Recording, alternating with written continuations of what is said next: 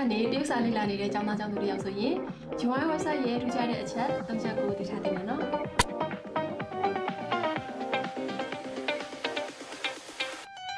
ပထမတစ်ချက်ဆရာဆရာမတွေနဲ့တိုက်ရိုက် message ပို့လို့ရပါတယ်ဆရာဆရာမတွေစီအင်စာထင်ရင်းနဲ့မသိနားမလဲတာတွေတစ်ခါလေးမေးလို့ရပါတယ် message အပြင်ဓာတ်ပုံ voice mail နဲ့ video ပါပို့လို့ရတော့ပို့ပြီးတော့လွယ်ကူသွားတာပေါ့ဒုတိယတစ်ချက်24နာရီအတွင်းအင်စာတွေကိုစစ်ဆေးပေးတယ်တင်ငန်းစာတစ်ခုတင်ယူပြရနဲ့သက်ဆိုင်တဲ့အင်စာတွေကိုတကယ်လို့ဘက်ကထည့်ပေးထားတယ်ကိုလေးလာထားတဲ့တင်ငန်းစာတွေမှန်မှန်စစ်ဆေးပေးဖို့အတွက်အင်စာတွေကိုဆရာဆရာမတွေစီမှာတစ်ခါလေးတယောက်ချင်းတက်ပြရနဲ့တကယ်လို့ဘက်ကနေပြီး24နာရီပြည့်စစ်ဆေးပေးပါတယ်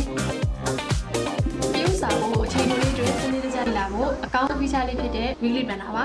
weekly planner လေးဟာဆိုရင်စာလုံးဖို့ပြင်းနေတဲ့သူတွေစာကိုဘယ်ကနေဘယ်လိုလုပ်အောင်လဲမသိတဲ့သူတွေအတွက် weekly planner လေးကိုထောင်ပြီးအသုံးပြုလိုက်မယ်ဆိုရင်တရုပ်စာသင်ယူတဲ့နေရာမှာအထောက်အကူရှိစေမှာပါဒီလို feature တွေအပြင် announcement မှာလည်း Telegram group တွေနေထည့်ထားတော့ကျောင်းသားချင်းချင်းစကားပြောလို့ရတယ်လို့ weekly zone တွေလည်းရှိပါသေးတယ်